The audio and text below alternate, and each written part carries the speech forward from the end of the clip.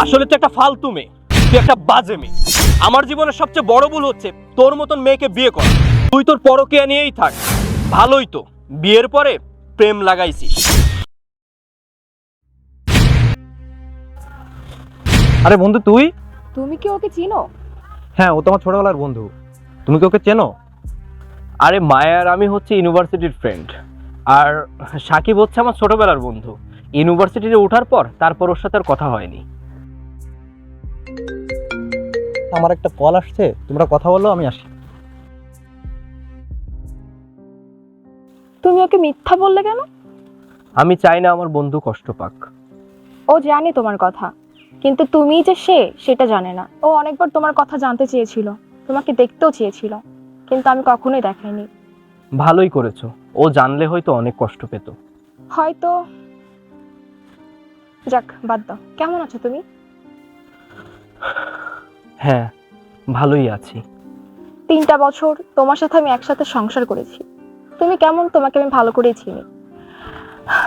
যাই হোক, তুমি ভালো নেই কেন বলো? তোমার দেওয়া আঘাত প্রতি রাতেই আমাকে কাঁদায়। আমি ঘুমাতে পারি না, তুমি তো সেটা জানো না। তোমার ভুলের জন্য আজ আমরা এই জায়গায়, না হলে আজকের দিনটা আমাদের দেখতে হতো না।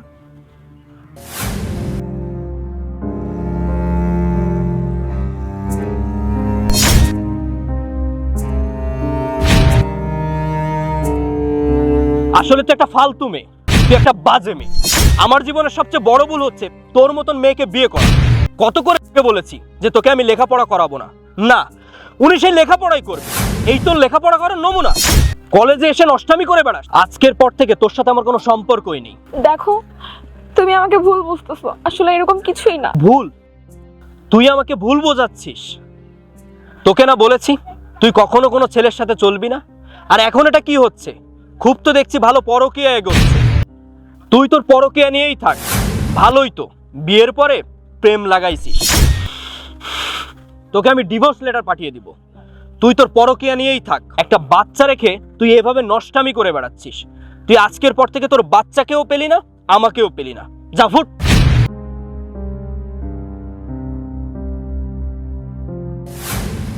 এখন আর এসব কথা বলে কি লাভ?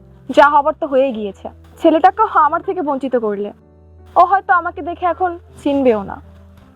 সেটাই, ভুলটা তোমার ছিল, আমার না। আরে বোকা, তুমি এখনো বুঝতে পারোনি?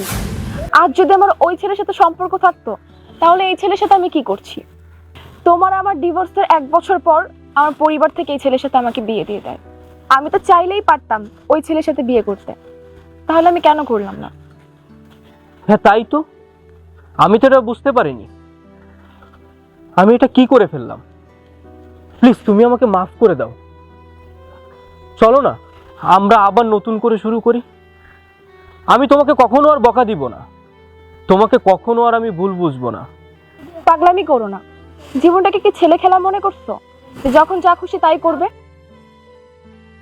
সাকিব আসছে, ও যেন কিছু জানতে না। আচ্ছা বন্ধু, তাহলে আজকে আমরা আসি। আর সিটি মলের পিছনে আমার বাসা, একসময় বেড়াতে যাস। আচ্ছা বন্ধু, ঠিক আছে, আসবো এক সময়।